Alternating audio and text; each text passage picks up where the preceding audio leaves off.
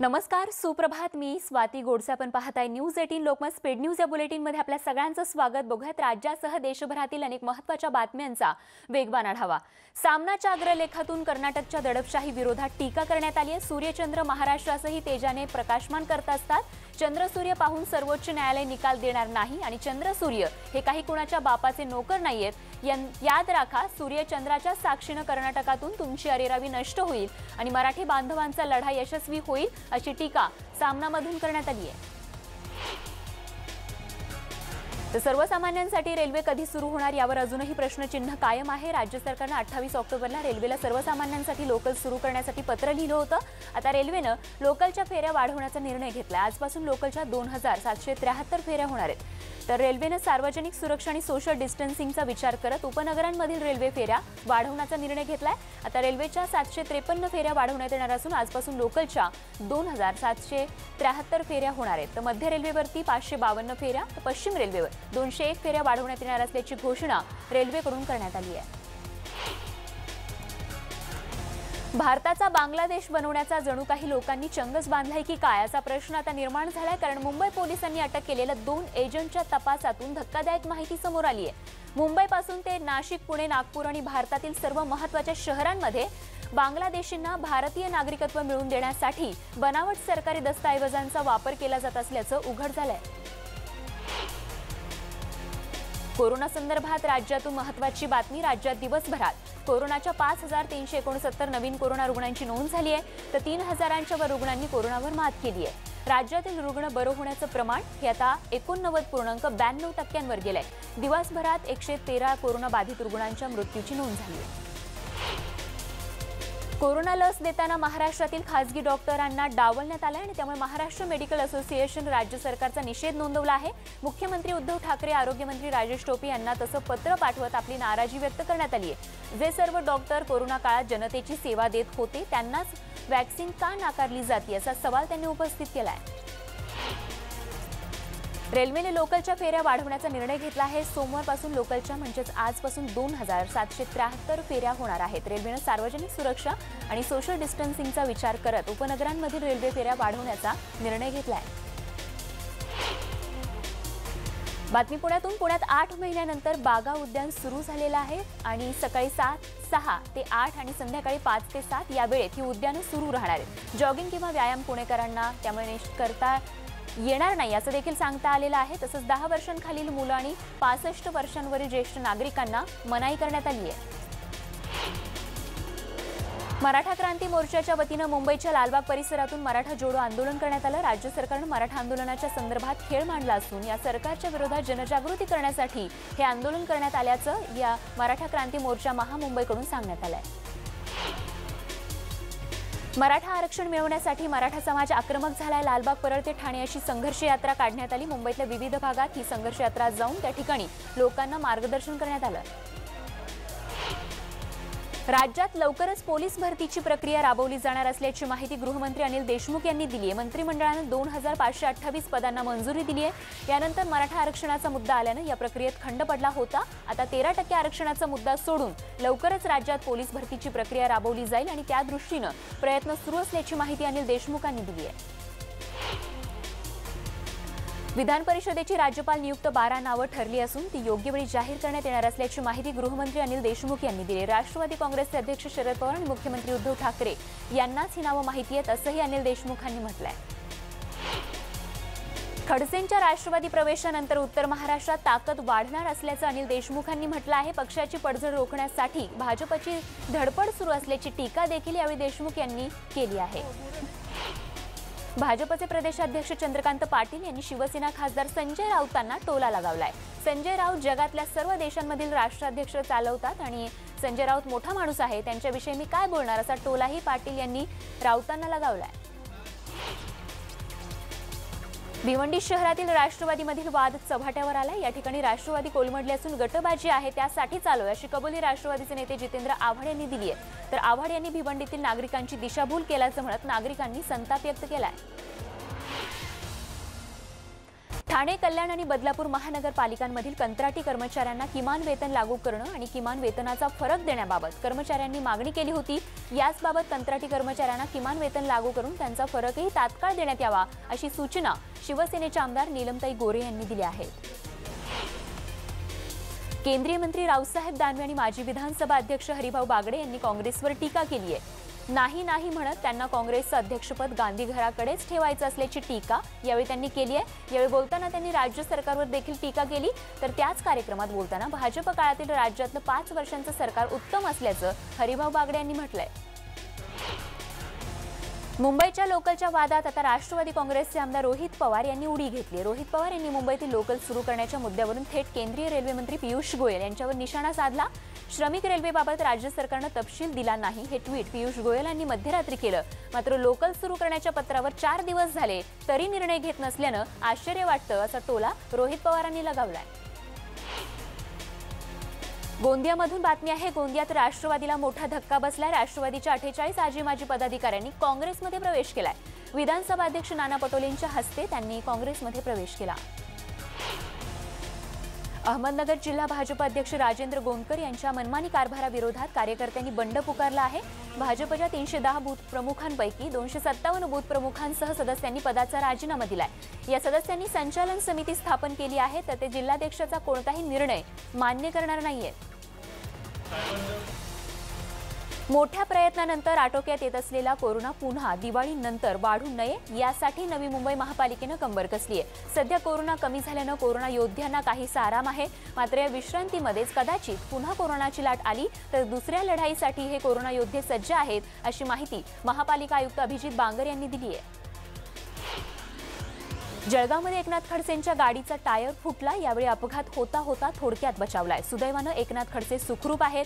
अमळनेरमधील कार्यक्रमाहून येत असताना ही घटना घडली आहे। धरणगाव जळगाव महामार्गावरती हॉटेल अमोल समोरची ही घटना आहे। मुंबई अहमदाबाद महामार्गावरती वसई हद्दीत 2 कंटेनरमध्ये समोरासमोर भीषण अपघात झाला। 2 कंटेनर चालकांचा जागीच मृत्यू झालाय, तर एक जण गंभीर जखमी झाला असून खासगी हॉस्पिटलमध्ये त्याच्यावर उपचार सुरू आहेत। वसई हद्दीतील सुवी पॅलेस हॉटेल जवळील ब्रिज जवळ हा भीषण अपघात झालाय। बातमी बुलढाण्यात डोणगाव जवळ विचित्र अपघात झालाय। अपघातात दुचाकीवरील एका कुटुंबातील 3घांचा मृत्यू झालाय। ते काजीपुरा इथले रहिवासी असून ते पातूरवरून चिखलीला जात असताना हा अपघात झालाय। पुणे शहरातला कचरा प्रश्न पुन्हा एकदा पेटलाय। आंबेगावमधील कचरा प्रकल्पावरती इथल्या ग्रामस्थांनी गर्दी करत कचरा डेपोला आग लावली। यावेळी संतप्त ग्रामस्थांनी प्रकल्प आणि ऑफिसची तोडफोड देखील केली आहे। यात कचरा प्रकल्पाचं तब्बल 4 कोटींचं नुकसान झालंय। नाशिक कृषी उत्पन्न बाजार समितीत व्यापाऱ्यांची दहशत बघायला मिळाली। शेतकरी आणि व्यापाऱ्यांमध्ये मोठा वाद झाला। शेतकऱ्याला व्यापाऱ्यांनी बळजबरी करत शिवीगाळ केली। या व्यापाऱ्याच्या गुंडगिरीचा व्हिडिओ व्हायरल झालाय। अतिवृष्टीनं कंबरडं मोडलेल्या शेतकऱ्याचं पुन्हा एकदा बोंडअळीच्या हल्ल्यानं कापूस पिकाचं अतोनात नुकसान झालंय। बीड जिल्ह्यात 3 लाख हेक्टरवरती कापूस पिकाची लागवड करण्यात आली। मात्र बोंडअळीमुळे कापसाच्या शेतीसाठी केलेला खर्चही निघत नसल्यानं कापूस उत्पादक शेतकरी पुरता हवालदिल झालाय। वर्ध्यातील शेतकरी देखील चिंतेत आहे। जिल्ह्यात मोठ्या प्रमाणात झालेल्या पावसानं सोयाबीनचं पीक गेलं। आता कपाशी पिकावर मोठ्या प्रमाणात बोंडअळीचा प्रादुर्भाव झालाय। लागवड खर्च जास्त आणि उत्पादन कमी अशी बिकट परिस्थिती शेतकऱ्यांची झाली आहे। कापूसही सडल्यानं उत्पादनात घट होणार असून भावही मिळणार नसल्यानं शेतकरी संकटात आहे। परतीच्या पावसानं थैमान घातल्यानं यवतमाळ जिल्ह्यातील शेतकऱ्यांच्या हातातोंडाशी आलेला घास निसर्गानं अक्षरशः हिसकावून घेतला। त्यामुळे शेतकरी पुरता हादरून गेला असून त्याच्यासमोर आता जीवन जगण्याचा प्रश्न निर्माण झालाय। संपूर्ण यवतमाळ जिल्ह्यात जवळपास 3 लाख हेक्टरवरील कपाशीच्या पिकावर बोंडअळीनं आक्रमण केलं। या परिस्थितीत राज्य सरकार शेतकऱ्यांच्या पाठीशी उभं राहणार असल्याची माहिती पालकमंत्री संजय राठोड यांनी दिली आहे। दुबार पेरणी आणि अतिवृष्टीच्या संकटातून बाहेर पडत असलेल्या परभणी जिल्ह्यातील शेतकऱ्यांवरती पुन्हा नव्या संकटाला सामोरं जावं लागतंय। आता कापसावरती आलेल्या बोंडअळीमुळे शेतकरी पुन्हा एकदा अडचणीत सापडलाय। या बोंडअळीमुळे कापूस नष्ट होण्याच्या मार्गावर आहे। अतिवृष्टीमुळे आधीच कापसाच्या उत्पादनात मोठ्या प्रमाणात घट झाली होती। जवळपास 60% कमी उतारा शेतकऱ्यांच्या हाती लागत होता। त्यात आता कापसावर बोंडअळीचा प्रादुर्भाव होऊ लागल्यानं शेतकऱ्याच्या उरल्या-सुरल्या आशाही धुळीत मिळाल्या। बातमी जालन्यातही एकीकडे अतिवृष्टीच्या पावसानं शेतकऱ्यांच्या स्वप्नांवर पाणी फेरल्यानंतर आता जिल्ह्यातील बळीराजाच्या पांढऱ्या सोन्याला अर्थात कापसावरती बोंडअळीनं विळखा घातलाय। खरीप पिकातील कापसाची उरली सुरली आशा देखील संपल्यानं शेतकरी हवालदिल झालाय। तसंच कापसाच्या उत्पादनातही मोठ्या प्रमाणात घट झाली आहे। नाशिक जिल्ह्यातील शेतकऱ्यांनाही बोंडअळीच्या संकटाचा सामना करावा लागतोय। कपाशीवरील बोंडअळीच्या प्रादुर्भावामुळे शेतकऱ्यांचं अतोनात नुकसान झालंय। हातातोंडाशी आलेलं कपाशीचं पीक खराब होत असल्यामुळे बळीराजा हताश झालाय। 15 दिवसांपूर्वी दौंड तालुक्यात झालेल्या अतिवृष्टीनं मळद या ठिकाणी तलाव फुटून ओढ्याला पूर आला होता। यात कोल्हे सय्यद वस्तीजवळील पूल वाहून गेला होता। या पुलाची पाहणी विरोधी पक्षनेते देवेंद्र फडणवीस यांनी केली होती। मात्र या पाहणीनंतर पुढे काहीच न झाल्यानं ग्रामस्थांनी नाराजी व्यक्त केली आहे। फडणवीस सरकार कर्जमाफी योजनेत पंढरपुरातील तब्बल 20% शेतकरी वंचित आहे। जवळपास 3300 शेतकरी वंचित आहेत।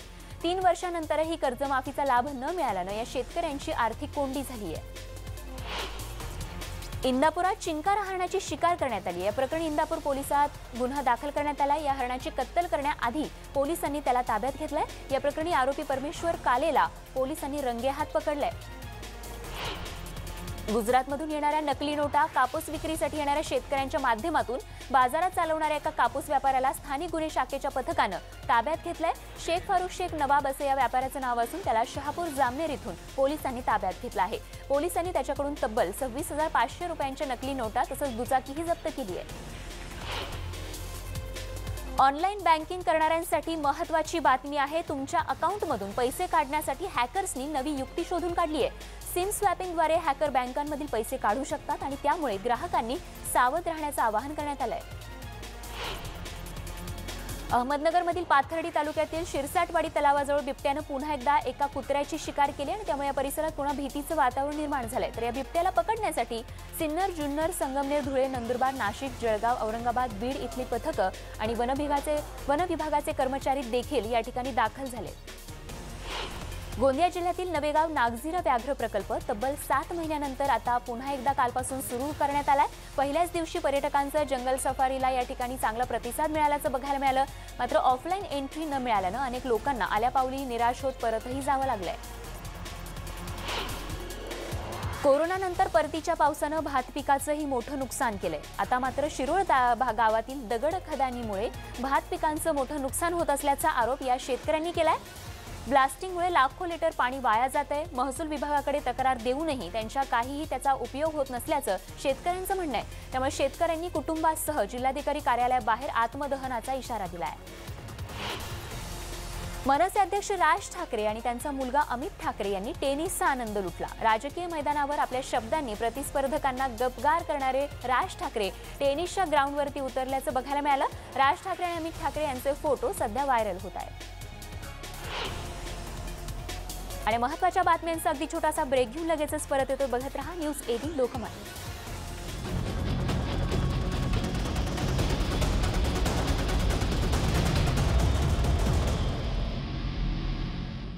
आपण पाहताय न्यूज 18 लोकमत स्पीड न्यूज या बुलेटिनमध्ये आपल्या सगळ्यांचं पुन्हा एकदा स्वागत। बघूयात आणखीन काही महत्त्वाच्या बातम्या थोडक्यात।